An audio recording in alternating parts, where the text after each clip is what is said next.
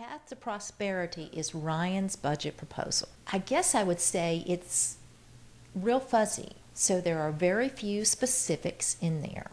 So even though it sounds like this is wonderful budget proposal, it's really just full of a lot of, we're going to cut fraud, we're going to cut out loopholes, but it doesn't tell you what deductions will be lost. There's nothing really specific until you get to Medicare, and then you get to some of these spending caps that are being proposed. And based on those spending caps that are being proposed, we already know that it would have to drastically cut into all kinds of things at the same time that he's proposing we increase defense spending. The Medicare issue is central to what he's proposing, which is the privatization of Medicare. And I think the idea of privatizing these things was rebuked under Bush when we said, no, we're not going to privatize Social Security. So I have a problem with privatizing Medicare as well. I also have a problem with the proposal from the other side, which is to raise the age on Medicare. I don't think that makes sense. I think you can raise the age on Social Security and people can still afford to cover that gap in that loss of income for a few years. But when you raise the age on Medicare, how am I going to still get health care?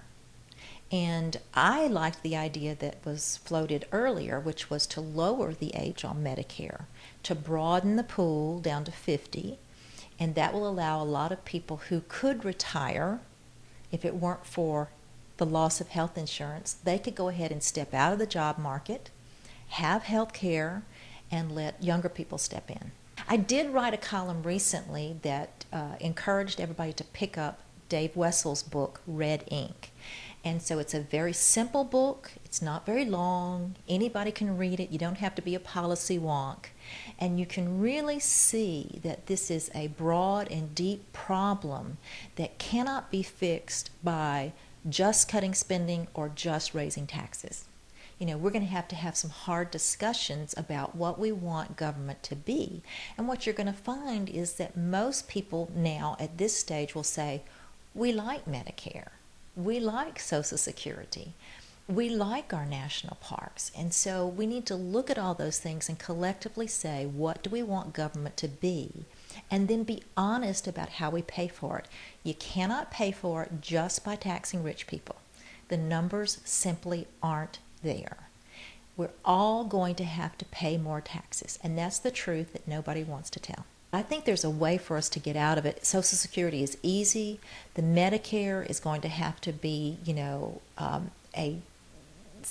an approach that looks at everything. We're going to have to look at preventative care. We're going to have to look at raising more revenue. We're going to have to look at cutting reimbursement rates. And I know there are a lot of people who are going to be screaming about that, but there's no way to do it otherwise.